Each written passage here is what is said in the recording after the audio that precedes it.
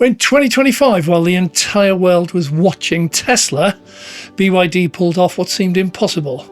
They didn't just sell more electric cars than Tesla, they sold over 600,000 more, building a global empire in plain sight. Well, the company is BYD, which once stood for Build Your Dreams before they deemed it to be a bit corny. So how does a former battery maker from China quietly dethrone the most famous EV car company on the planet?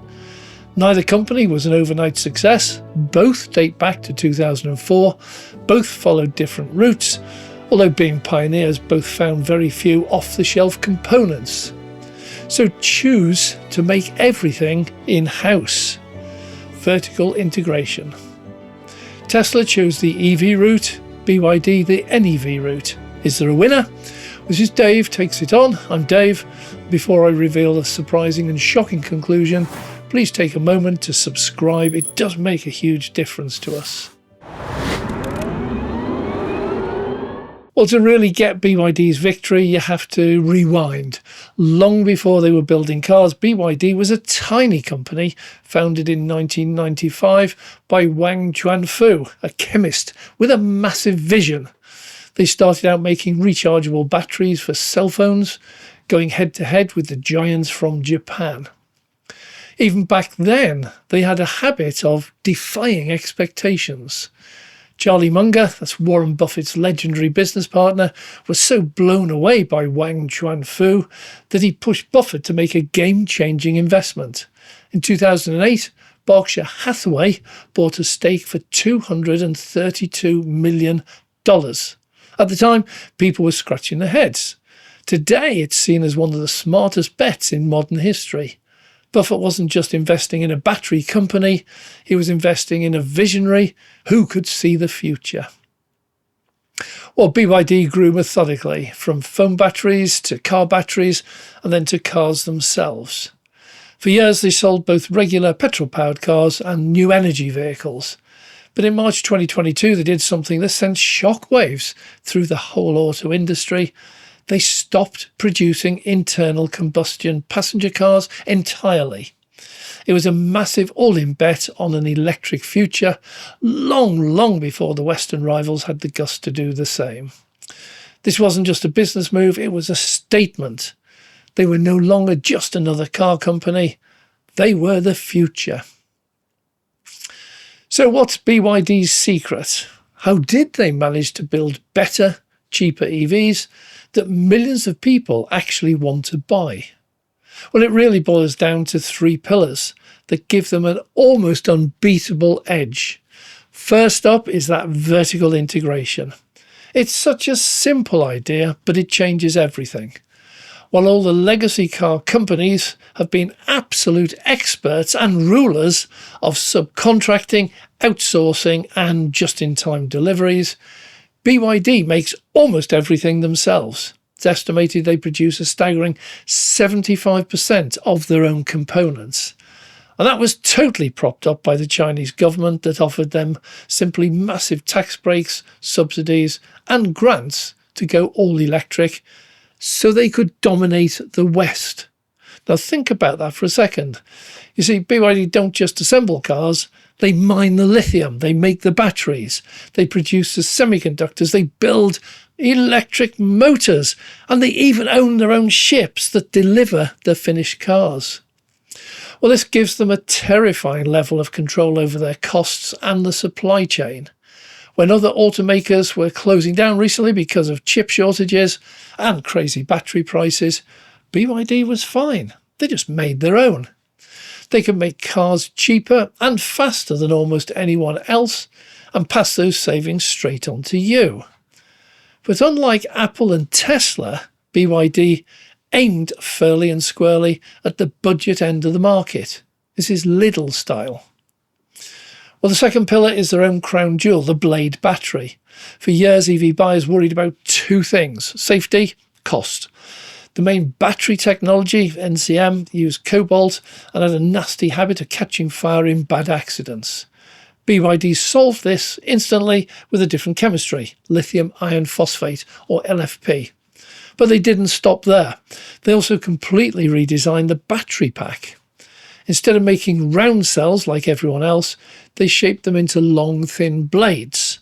This design is incredibly safe. In nail penetration tests, one of the most brutal tests you can do, the blade battery doesn't smoke, doesn't catch fire, and its temperature barely even goes up. In that same test, a traditional NCM battery can erupt into a fireball. Well, this breakthrough also makes the batteries cheaper, saves space, and becomes a structural part of the car, making it stronger. It was a silver bullet for the biggest fears, holding people back from going electric. Well, the third pillar was a genius move. That's plug-in hybrids. Unlike Tesla, which is all electric or nothing, BYD launched a two-pronged attack. In 2025 alone, they sold nearly 2.3 million PHEVs. That was brilliant. They knew that a lot of people were still nervous about going fully electric because of range anxiety, so PHEVs offered the perfect solution. Use electric power if you can for your daily commute, but you got a petrol engine there as a backup for longer trips. And this let them scoop up millions of customers that Tesla couldn't touch, bringing them into the BYD family and priming them for the next move, their first all-electric, mass-produced car for the global market. Well, it's global onslaught. They had all the advantages locked in. BYD unleashed a global blitz. Their sales in China were already massive, but their overseas expansion in 2025 was stunning, with exports growing to over 1 million units for the first time. Now, over in Europe, that was a key battleground. In a market full of legacy brands, BYD's sales just exploded. In 2025, the new vehicle registrations in Europe shot up by nearly 270%, while Tesla's fell by almost 27%. By September, BYD's sales in the EU had jumped 272% compared to the year before. And they pulled this off by offering high-quality EVs at prices that left the competitors speechless. And that's before the giant factory in Hungary comes online shortly. That's going to slash costs even further and eliminate tariffs once and for all. But if you really want to see what happens when BYD competes on a level playing field, just look at Australia. They got fewer trade barriers, and Australia gives us a terrifying preview of the future. And the results are jaw-dropping. In January 2026, BYD outsold Tesla by 10-1. Selling over 5,000 cars to Tesla's 501. BYD's sales grew 641% year over year, while Tesla's plummeted 32%. The BYD C-Line 7 became the country's best-selling EV, and BYD itself became the sixth highest-selling car brand overall. This wasn't just a win, it was total market domination. Now, along the way, they completely shattered the old stereotype of cheap Chinese quality. The BYD Atto 3, a popular global model, earned a 5-star Euro NCAP safety rating, proving their cars weren't just affordable, they were amongst the safest on the road. From Europe to Australia to Latin America, Southeast Asia, BYD was suddenly everywhere. So let's look at the final scorecard for 2025. The numbers don't lie. BYD sold 2.26 million pure electric vehicles. Tesla sold just 1.64 million. Painful drop 9% from the previous year. And if you throw in BYD's plug-in hybrids, their total sales hit a colossal 4.6 million vehicles. But while both started around the same time and initially followed the same route, those routes have now begun to diverge. First came diversity. Both seemed to realise that to be truly global and a world leader, EVs alone would not get them there. Both have branched out into electric HGVs, battery storage, solar panels. Even the famous red London buses are now made by BYD. But there the similarity ends, because while BYD is happy to aim for total domination of the budget and middle of the EV market, with aspirations to get into the luxury market at some point, Tesla sees a very different future, a far grander future where it challenges the very core of the motor industry, this car ownership. The startling fact is that Tesla is actually now fighting a very different battle that will concede the lead today, but take it head-to-head with BD at some point in the future. With just 3 models on sale, the 3, the Y and the Cybertruck, Tesla is seemingly content. Their 3 and Y are both world bestsellers, but Elon no longer sees selling cars as the future. Indeed, transport ownership is actually quite a recent thing. Before cars, ordinary people never owned their own transport. They didn't own a horse or a carriage or a ship. They rented whatever they needed when they needed it. Henry Ford changed all that with a truly affordable car, and transport ownership had arrived. 100 years later, we all own or have owned a car at some point in our lives. Car hire is now mainly for those holidays or business trips when we can't take our own car on the EasyJet. Tesla's actually heading back to the good old days with their next move.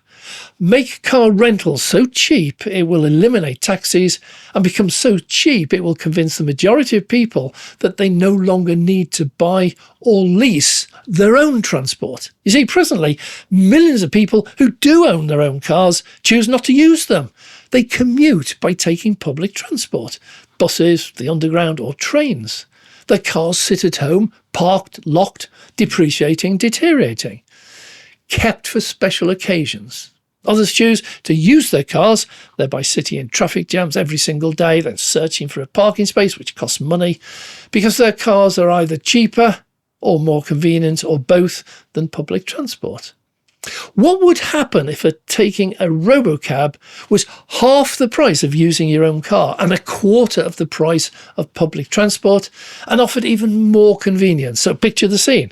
A robocab arrives at your home each morning exactly on time.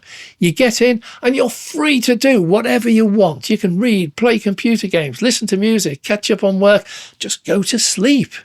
The robocab will then drop you off right outside your destination. No walking, no shuttling, and it's cheaper. Well, Tesla is betting the house that people will simply choose the cheapest and most convenient option.